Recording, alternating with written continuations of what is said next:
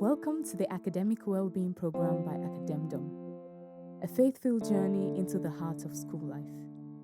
You're about to listen to a series of teachings that explore how faith and academics connect, helping you grow, stay grounded, and thrive, both in the classroom and beyond. Each episode guides you through biblical principles needed to navigate academics with purpose and the wisdom of God. Let's dive in. Okay, very great greeting to everyone hearing me. I'm Ayoluwa Glory. I'm a pastor by privilege, I'm a leadership coach, and I'm a mentor. Right, and let me first of all reach out special greetings to the Academdum for the honor and privilege to speak. Right, and also in extension, standing on protocol, to the co-founder Olufisayo Oludare, to his team, to the community of people, and to his leaders. I appreciate. Thank you for reaching out. Thank you for giving us the opportunity to speak on your global platform. All right, thank you, and we do not take this for granted. Now, I've been given an opportunity to speak on something I consider very, very important, something I consider very, very life-changing.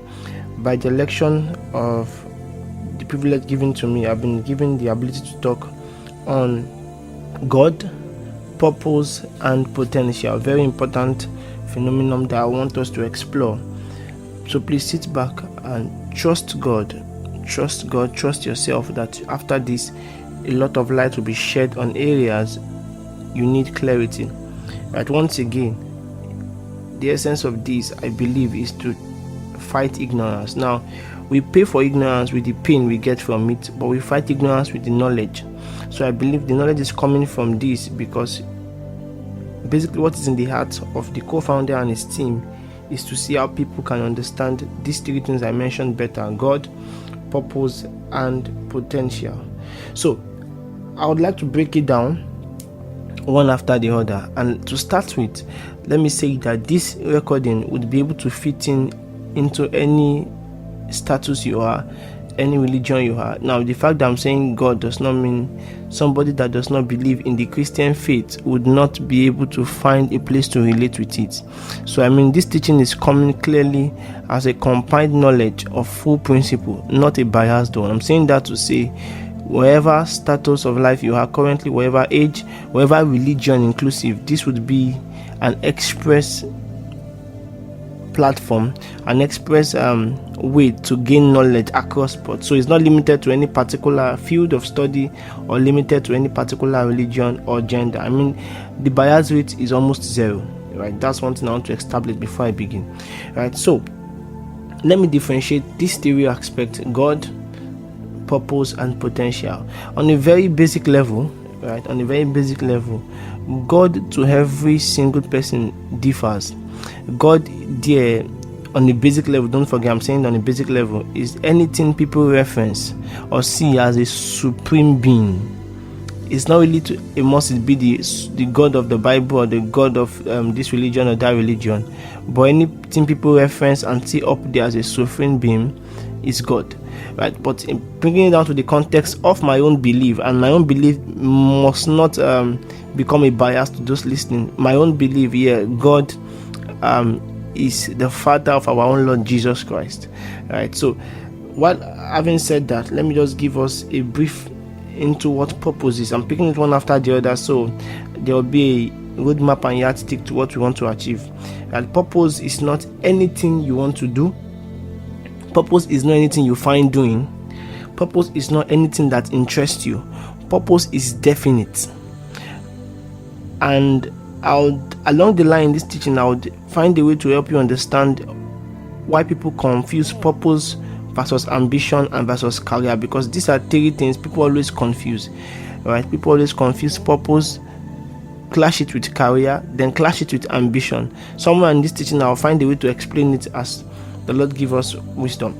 Right? And the last thing I'm to explore is potentials. Now, potential is anything you can become or anything you can do that you've not done. If there's something you can do that you've started doing, it's not more a potential. Potentials are the things that you've not unpacked but can be unpacked. Right? So if you've started doing something, right, and you started seeing a result from it, that thing is not more a potential at all.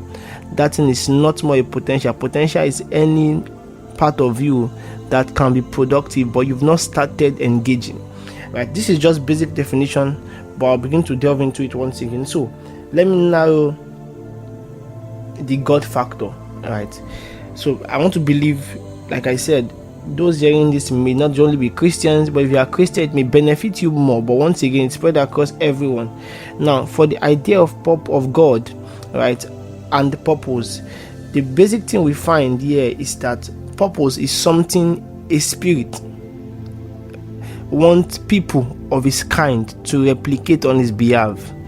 Let me give it a more liberal understanding. Is what the CEO of a company wants his staff to deliver to him. So when you are being employed in a company, give me this example so you can know how to relate. The particular design and idea in the heart of the CEO is what the staff has to carry out. No staff resume a company and say, I want to do what I want to do. You'll be most likely laid off. You would have to do what you've been assigned to do. And most time what you are assigned to do, right, is something always chosen behind your knowledge. That most time, let's say the group of CEOs, or let's say the group of the board of trustees or something, they come together and say, okay, based on this person's strength and weakness, based on this person's aptitude test here and there, let this person be assigned to take care of this. Now you as a staff cannot come the next day and say, I don't want to do anything they've said, I want to do what I want to do. I'm using that as an illustration to understand that purpose is not what you choose. It's what have been chosen on your behalf based on God's ideology of how he wired you. The same way I said, this is based on how the CEO would have seen your area of strength and weakness, right? So I'm trying to put a correlation between God and purpose because they are not far away from each other. So when we are trying to explore the matter God and then purpose, there's a connection. The connection is that it is God that infused purpose in every person. Right? It is God that infused purpose in every person. Now the God factor here, the fact that God infused it in you does not mean he doesn't know what he's doing. And let me explain why I'm saying that, because I've had a lot of people ask me most time, now why did God choose purpose for me before he knows what I want to do? Now that's why God gave us the liberty to also explore ambition. So let me just even tackle the matter once and for all. There is a big difference between purpose, ambition, and career. So while God infused purpose for you, God gave you the flexibility to personally choose what you want as ambition. Now, God is not a selfish God, right? God is all-wise. So because he is all-wise, he found a way to understand that the human nature always wants to find personal expressions. And due to that, he created a space in his wisdom to say, while I infuse purpose on you, right, you find a way to explore ambition as something you want to do, right? So let me explain the three differences between purpose, ambition, and career. Now purpose is what God, right, wants you to do for the sake of his own kingdom, his own interest, and his own glory. Please don't forget this, that purpose is what God wants you to do for him, for his own interest, for his own kingdom, and for his own glory. It's not what you choose to do for God, it is what God has chosen you to do for him, his kingdom, and his glory. So while that defines purpose, God in his wisdom now placed a flexible way for we to find expression in things we personally want to do for ourselves, and in that finding of expression is what we call ambition. So ambition is what you want to do for yourself, right? Either because of the pleasure you get from it or because of the satisfaction it gives you. That's ambition. That purpose is God-centered. Ambition is personified. It is you-centered.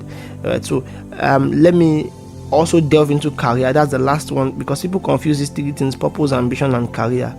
That career is a set of paths you are following based on educational construct.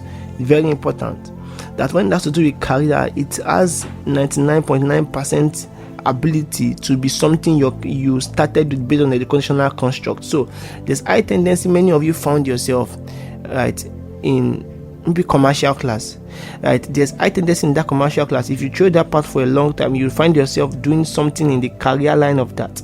Now you found a few persons that have said, okay, after a few years I want to retract. Now what is making them retract is ambition. So you can be ambitious about a career.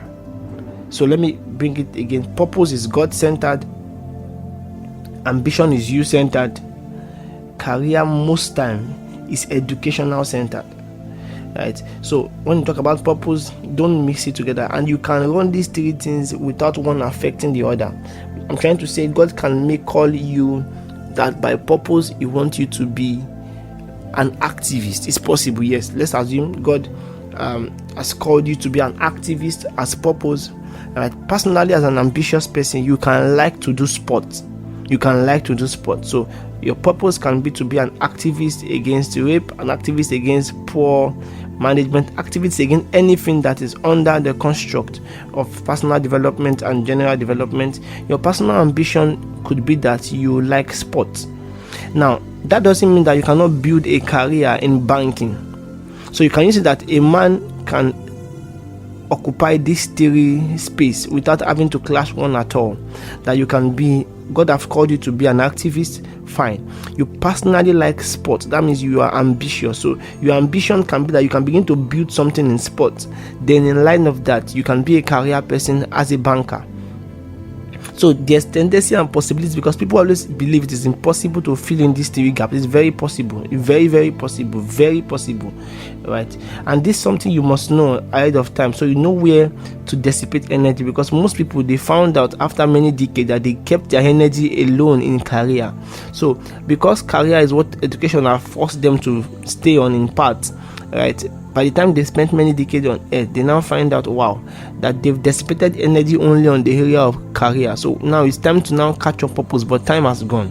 So I believe it is possible, you that you are hearing me now, and many that will hear this later, right, to tick the box of these three areas as fast as possible, right? So once again, I'm doing this dichotomy because I want somebody to understand the difference between career, purpose, and ambition. So after today, you shouldn't have issue identifying what you are doing at the moment, right? So it's very important.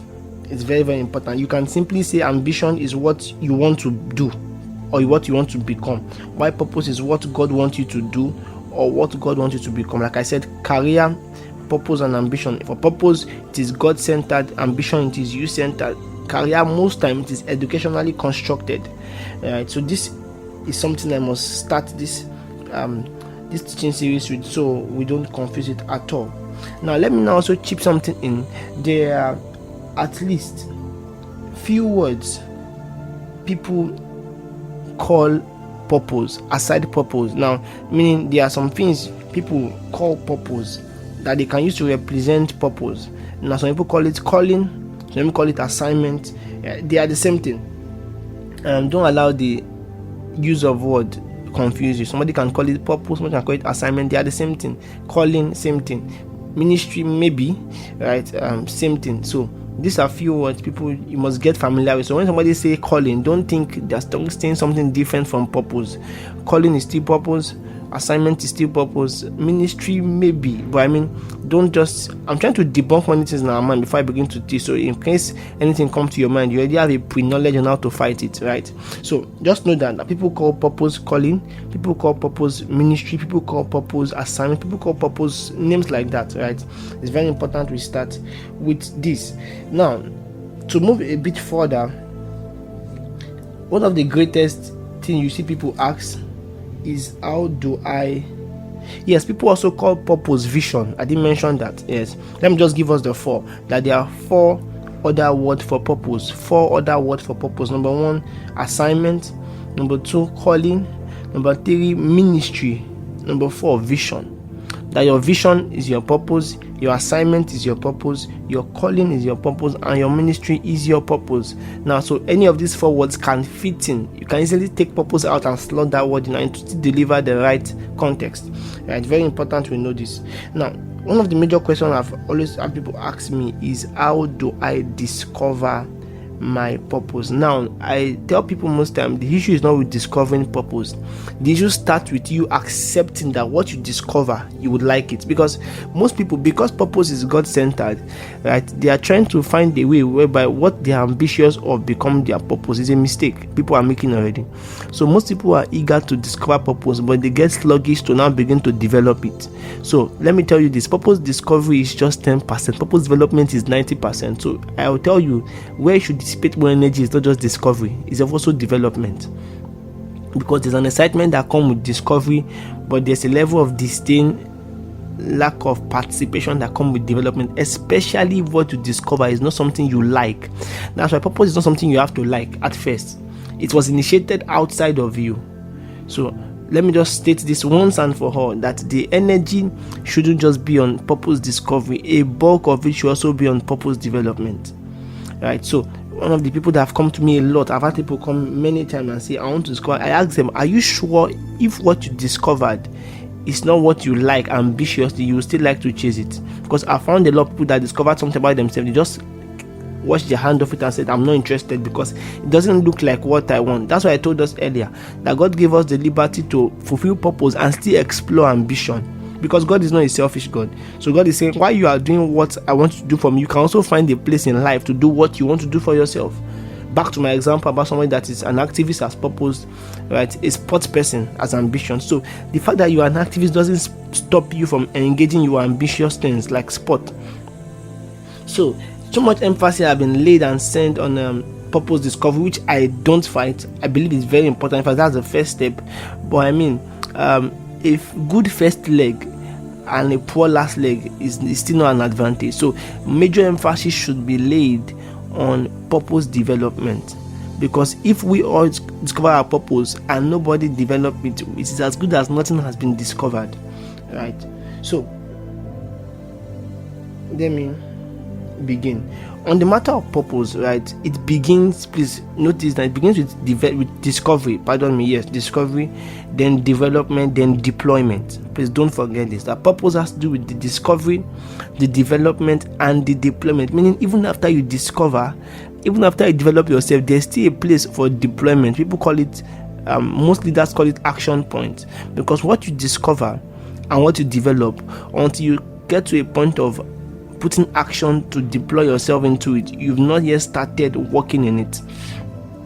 So the way God designed purpose for you to find it in Him, right? Number one. But then after finding it in Him, develop it by yourself on earth. And let me say this, you can never develop your purpose, right, in the spirit realm. I've had people say some funny things. No, every purpose development happened here on earth. Same thing as the deployment. So know this for a very basic knowledge, that if you are working on purpose, maybe your personal purpose, right, know it in your heart that you discover it. I'll tell us how to discover your purpose, because there are a few things to check out for, right? But the development is there, and also the deployment. Deployment is when you now begin to actively carry it out. It's called action point. So to answer a few questions about purpose, let me give us, I'm trying to see which would, because of our time. Okay, let me start with this. 5 indices to measure purpose. 5 indices to measure purpose. This is very, very important. There are 5 indices I would give us to measure purpose, and I believe these indices will truly be a blessing. Number 1, anything you call purpose now must be from God. Don't forget, earlier I said purpose is God-centered. Don't forget that. 5 indices to discover purpose. Number 1, it must be from God. It must be from God means that purpose is something, a supreme deity. Don't forget my first definition about who God is. That's why I didn't bring context to any religion. It's a supreme deity, right? So anything you call purpose must be from God, because it is not you-centered. Your ambition is you-centered, but purpose is God-centered. So anything you call purpose, the first way to know or measure purpose is that it must be from God. It's not something you just woke up one morning and said, I like to do this. No, it must be that God has infused it in your heart, infused it in you as something you must do, right? So number 1, it must be from God. Very, very important, very, very simple, but very, very deep. It must be from God. Anything you are calling purpose must be from God. And as simple as this is, there are many persons that are wading in things that is clearly not from God, in respect to Christian now and Christian belief, right? The things some people call purpose is not even from God, clearly, because it is anti the God nature, anti the God standard, right? But on the very general level, anything anybody would call purpose, right, has to be that it came from God. Number two indices, right? is that it must be received with conviction. Now, this is very important because it is possible most people anchor purpose so much on what somebody told them about themselves. Now, and what somebody tells you about yourself can't carry great conviction like what you yourself received by yourself. The second indices to purpose is that it must be received with conviction. I always tell people that people can tell you about your purpose, but personally, you should have a way you discover that strengthen your conviction, because on many poor journey in conviction, there are bends, there are stops. What keep you going from that bend and that stop has to be your conviction, right? So the second indices to measure purpose is that it must be from God. It must be received with conviction. The first one, like I said, is it must be from God. The second one, it must be received with conviction. Conviction there means you should know for sure that no matter what happens, no matter how it gets tough, you are truly hell-bent to stay with it. That's where the conviction comes. That's the second indices I'll give us. That number one in the indices is that it must be from God. Number two indices is that it must be received with conviction. Conviction then means you are somewhat convinced that you can give yourself to it wholeheartedly, right? Number three, another indices that you must know, that anything you call reward, anything you call purpose, must come back to you as a reward. Anything you call purpose must come back to you as reward. In fact, let me say it must come back to you in the long run as financial reward. That somewhere in your purpose, God kept a place for it to bring something to your table. Now, most people don't like hearing this because they feel because it is from God, money is not involved, doesn't have to settle some things. No, it's a lie. It's a lie. Now, let me make it so clear that the way God designed purpose is that when you start it out, nothing encouraging comes from it. But in the long run, your purpose is meant to give you or put something on your table. Very important. Very, very important. Now, the third indices to measure purpose, if what you are doing is called purpose, know it that a place in that thing, it must come back to you as reward. It must come back to you as both financial reward. You must be able to put food on your table at least. Now, maybe not in the beginning. Every purpose begins with the person pushing it himself, pushing it wholeheartedly and doggedly. But there's a point in purpose where it must begin to bring food to your table. Now, let me explain this properly to us, right? Most people confuse kingdom service versus purpose. Believe me, most people confuse kingdom service versus purpose. Kingdom service, if for those who are Christian that are hearing me, kingdom service is different from purpose. For instance, ushering in a church is kingdom service. You are not going to be paid for it, right? Playing an instrument most time maybe kingdom service, emphasis on me, because for some it can be their purpose. Maybe kingdom service. Ushering maybe, being in a welfare department maybe kingdom service. And kingdom service does not come with a pay. It's seldom, it may come with just things of appreciation once in a while, but it doesn't come with a structured pay like salary or something, right? So that's kingdom service. So kingdom service is not purpose. For purpose, it has to be something that puts food on your table in the long run. Like I'm saying, in the long run, because I don't want someone to start believing that once you start purpose, the next day you must start trying away. No, purpose will take a lot of root downward before it begins to bear fruit upward. Alright, so know this. So, and let me even chip this in. For kingdom service, God always bless your career or your ambition as a way to reward your kingdom service. So God don't give money.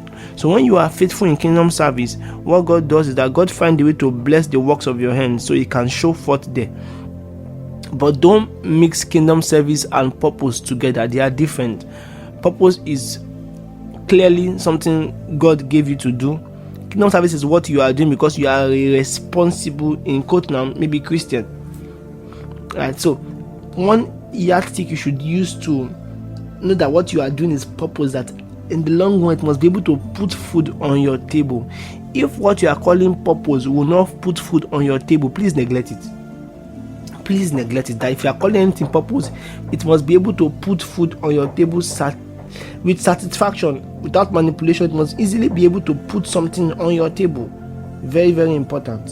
Very, very important. Now, let me just give us one more Let me just give us one more. Anything you are calling purpose must bring you fulfillment. It must bring you fulfillment. Very, very important. That anything you are calling purpose must bring you fulfillment. Now, fulfillment is not just something you have in your emotions once in a while. What I'm trying to say is simple. That anything you are calling purpose must make you feel fulfilled. Must make you feel fulfilled. People have confused success versus fulfillment. They are, success is part of the equation that makes for fulfillment, but it's not fulfillment. Right? Fulfillment is not. It's when you satisfactorily fulfill. What's the word now? You've ticked the box that make for purpose. So anything you are calling purpose, please believe me, must get you fulfilled, because that fulfillment is a void. Until you hit that bar, you can never make that void covered up. Very, very important. So please know this and learn this. Amazing! You listened till the end. Now tell me, what was your aha moment while you listened? Share it in the comment section and let others learn from your experience. Also, share today's episode with someone and stay connected with us for more faith-filled guidance on school, life, and purpose.